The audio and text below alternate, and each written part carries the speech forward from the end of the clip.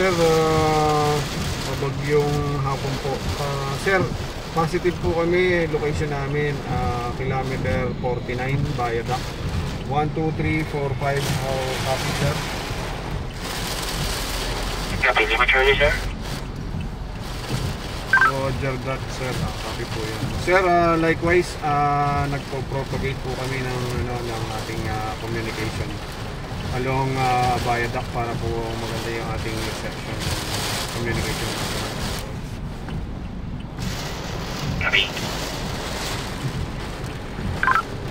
Control, likewise din po, bali ongoing po yung ating rectification ng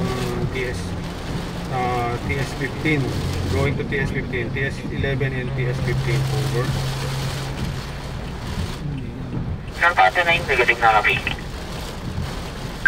Sir, info lang po, bali po nag-rectify tayo ng ating repeater sa TS11 and then going to TS15 kami over. Copy sir.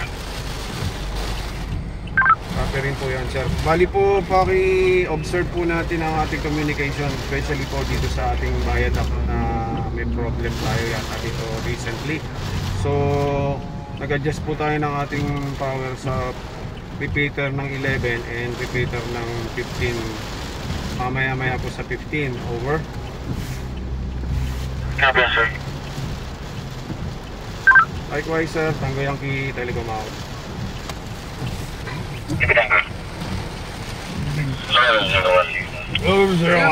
Sir, kahit nagawaan mo rin siya malinaw.